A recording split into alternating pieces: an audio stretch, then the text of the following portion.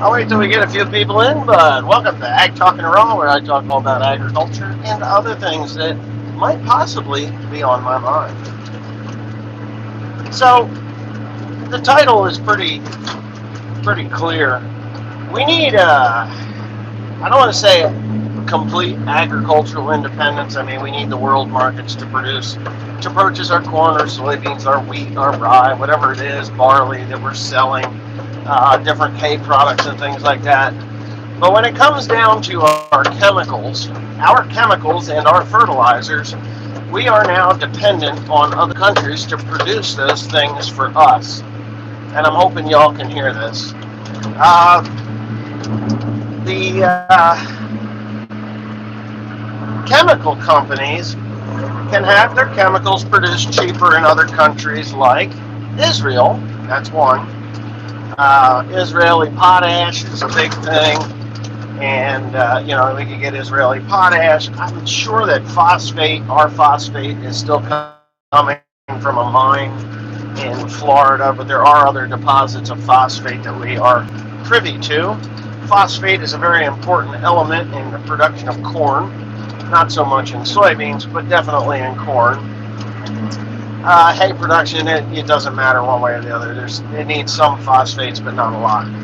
Phosphate is an important element nonetheless.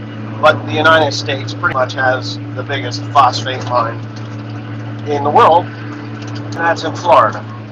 So, what am I spouting off about with other countries? Well, let's just talk a little bit about China. And what I heard just the other day about China is that China is quite possibly going to create the largest food shortage ever in the history of modern man. And how will they do that? I'll tell you. They're going to do it because of the Olympics, for one thing. Yes, because of the Olympics. You see, the Beijing, China. I've never landed in Beijing, China, but I know 4 people, including a guy I just spoke to about 5 minutes ago. He did business in China because, let's face it, since the late 80s and early 90s, that's where businesses were really growing, was in China because of cheap labor force. Well, the vast majority of our agricultural chemicals are not made here in the United States. They are made overseas in, from what I can remember, 2 countries, China being the largest. The other is Israel. I'm pretty sure Loveland Industries is Israeli. May not be anymore. I don't know. But I do know that China has now decided to shut down their agricultural chemical production for about a month before the Olympics and during the Olympics. So you're looking at 6 to 8 weeks of no agricultural chemicals being produced. Now, I'm sure all the nuts and berries people are like, good, who needs chemicals? Well, I got news for the nuts and berries people. Our population, world population, is so large that without the chemical weed and pest control, you will not have enough BPA of anything to support the vast majority of this planet. It's just going to happen that way. Now, I'm sure that we can dig old cultivators out of the weeds and cultivate our weeds or use, Roundup, even though Roundup is, I don't know if it's even produced in the United States anymore. And there is enough of the Roundup ready crops out there that we may be able to, work that in. But just like anything else in capitalist society, where there is demand, there are supply shortages, and supply shortages demand higher pricing, which then in turn trickles down to the end user or the consumer, and they're going to be paying a lot more for their food. And if you're ignorant and don't know that corn and soybeans, because I've heard this 1,000 times already, I don't eat corn and soybeans. Why would it even bother me? Well, you're right. You probably don't eat corn and soybeans. Maybe some sweet corn. Um, and maybe you'll have edamame, which is soybeans, believe it or not, edamame. I've had them. They cause me to have gooey eyes, believe it or not, because I have a reaction to legumes. Yeah, I'm one of those fucking guys that's got peanut allergies. I don't die. I just get a headache, and I have a very large, high sensitivity to peanuts and certain types of preservatives and things like that. So that's enough about me on that one. But I will say, if China does what they say, our chemical prices are just going to soar, and it won't matter if we're getting $6 a bushel for corn and $16 a bushel for soybeans, because the chemicals will take up all your profit, and in the end, we'll still be beating our dicks with a hammer trying to make money farming. And if you don't realize that the profit margin, if you're not from a farm family or a farming community, the profit margins on agriculture are very razor thin.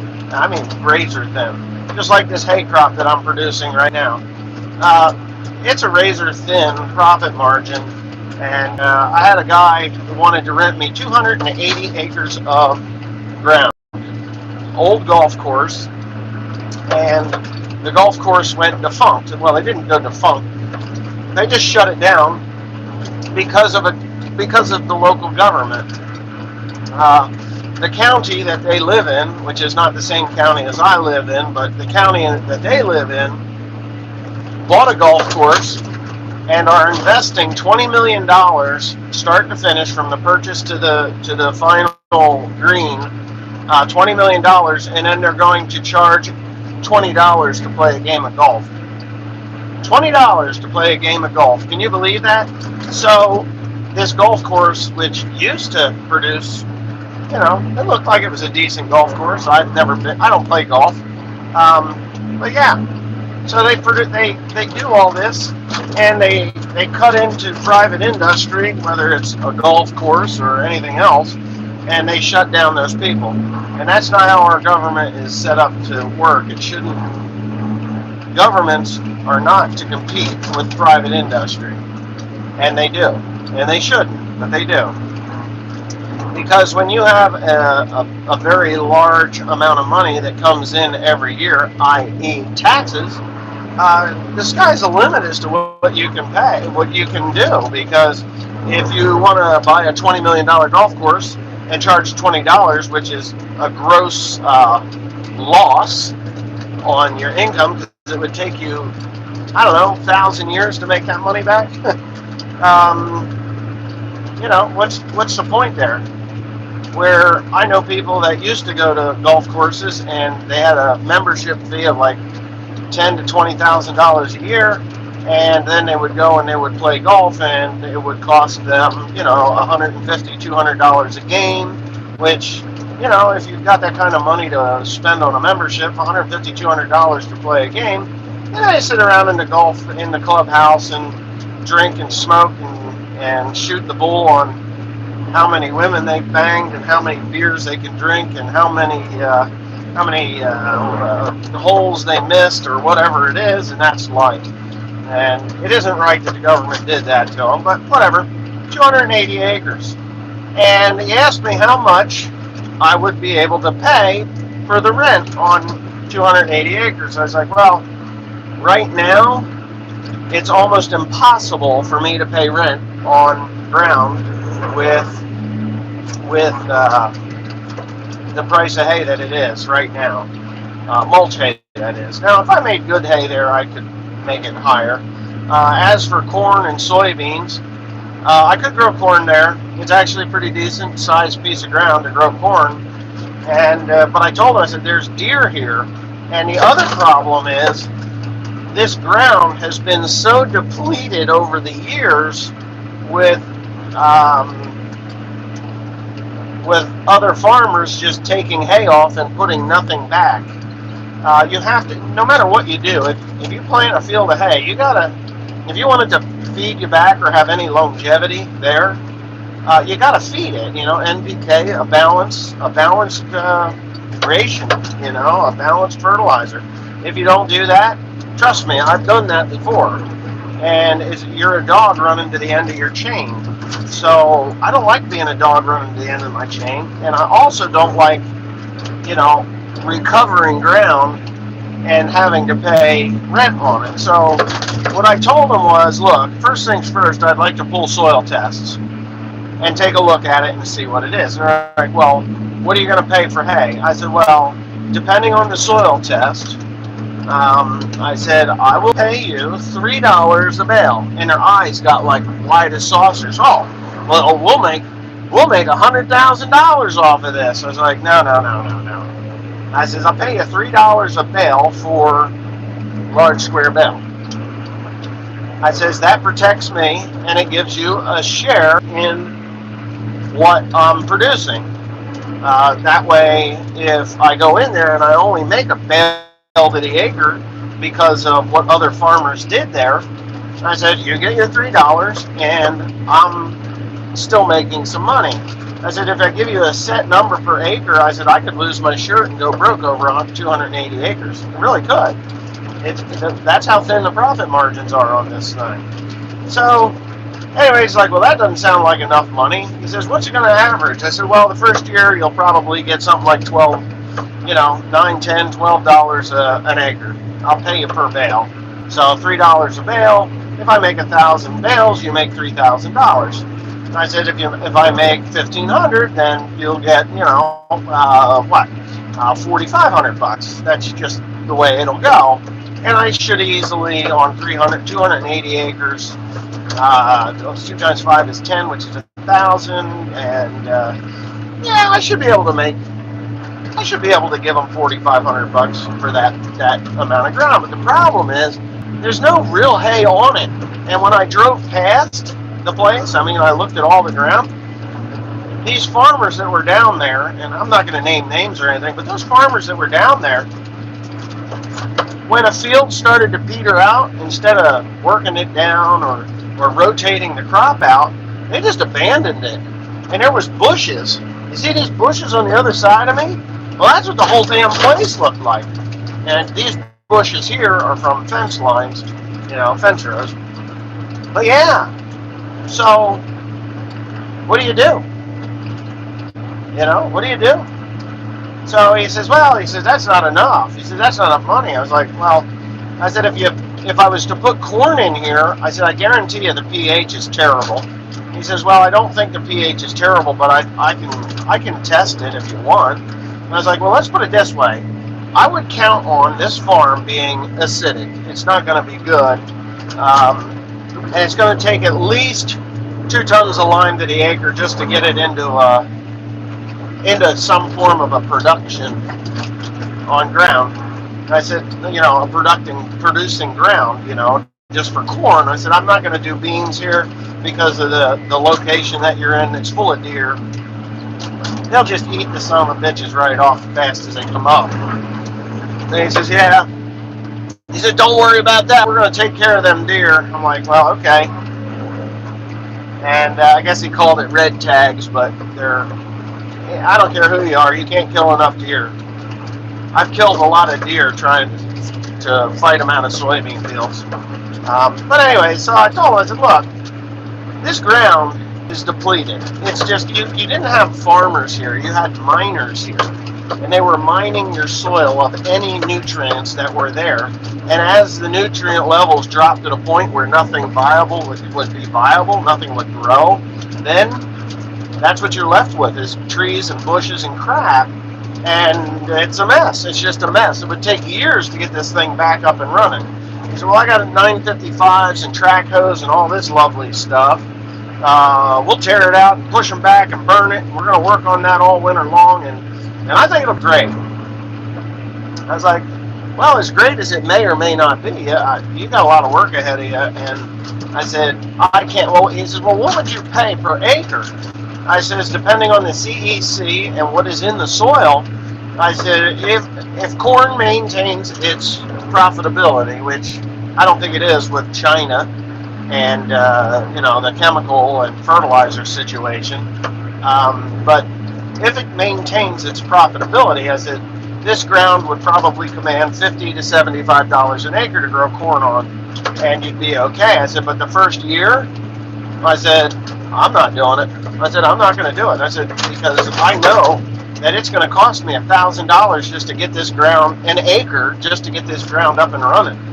I can just guarantee you. I said, and I could do it over the course of a couple, 3 years to bring it back up to par. I says, but still, then it'll cost me more in the long run because low test weight corn, low profitability. It just isn't gonna pan out. He says, well, we would need more than that. He says, if that's the case, he says, we would really just need more than that. We can't do this. And I was like, well, it's up to you. I'm not pulling punches with you. I said, I can tell you I'll give you $100 an acre and stiff you on the check. I could do that if it makes you feel better. I said, but I can't promise you money that isn't here. It just isn't here. And there's a lot of that going around. There's several farmers in the area that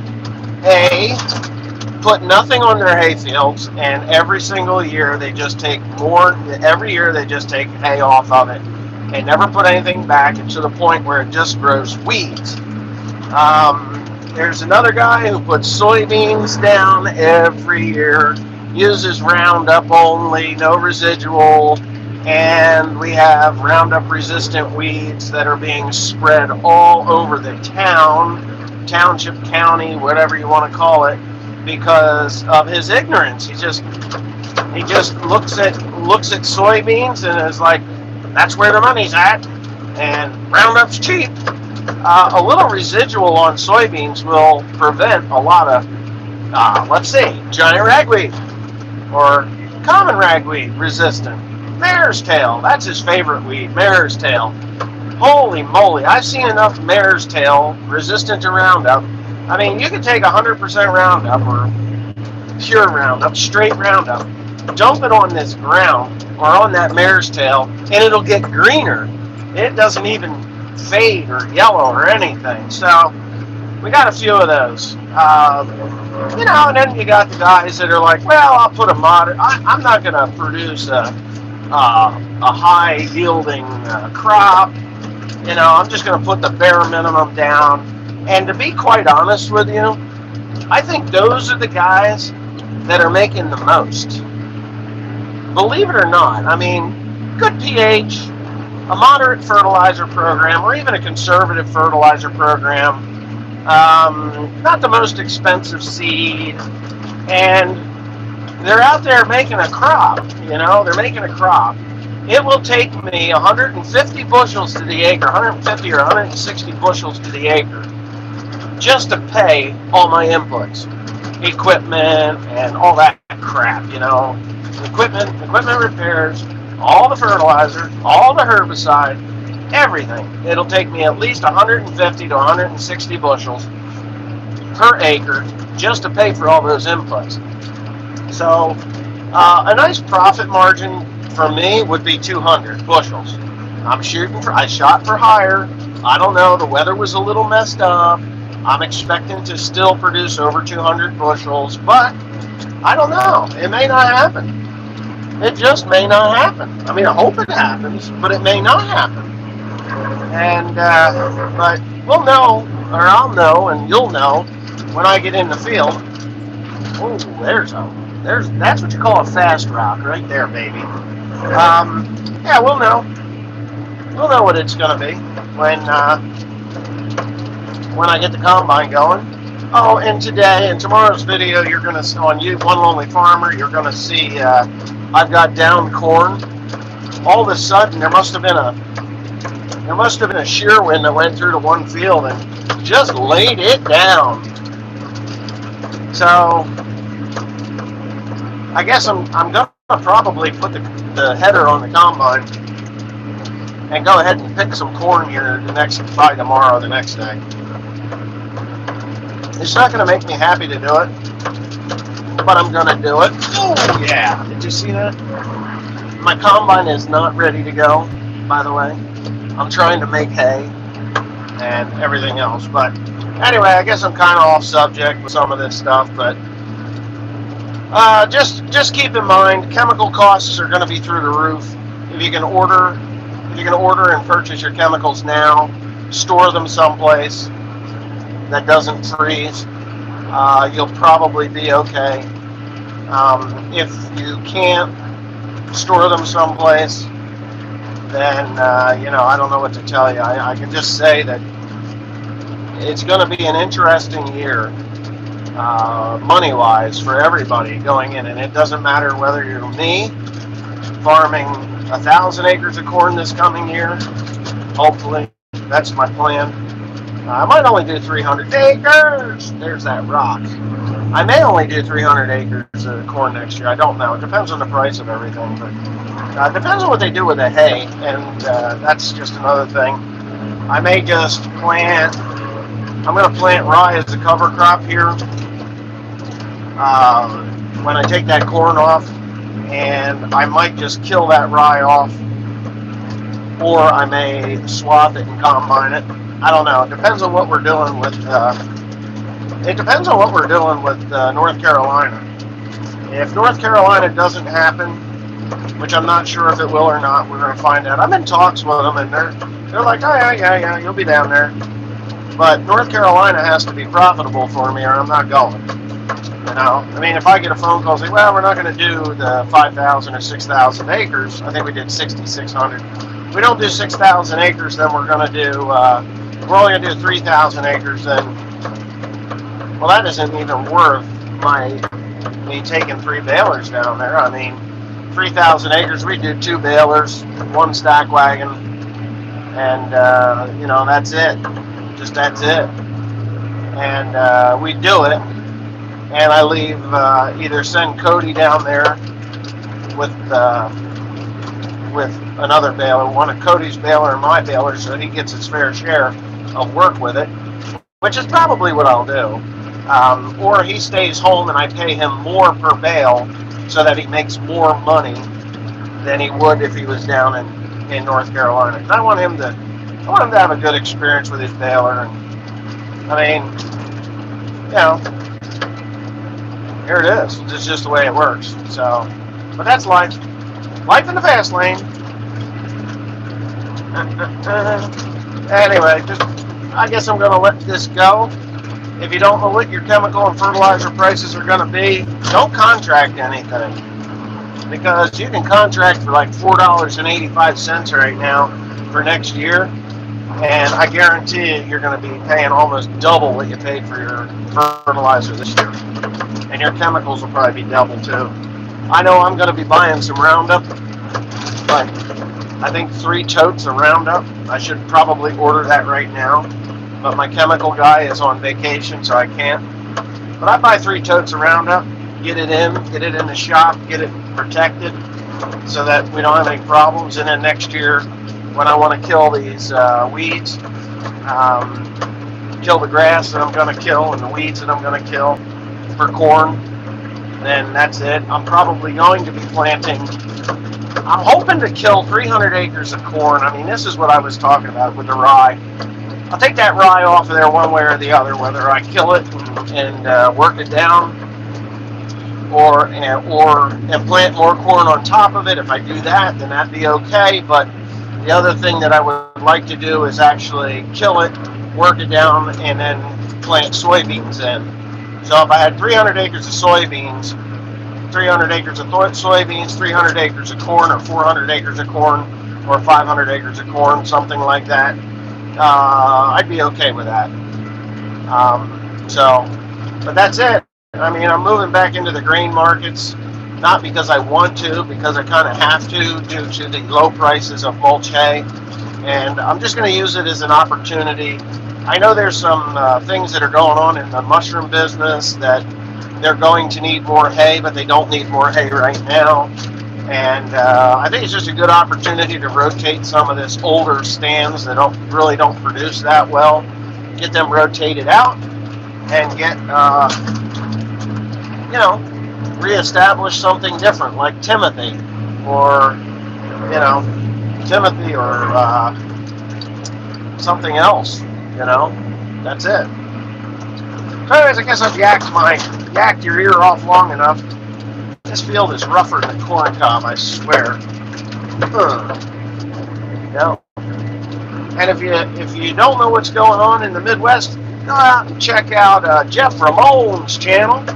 Jeff has now changed his channel from Jeff Ramon to One Happy Farmer with spaces. One Happy Farmer. So one space happy space farmer.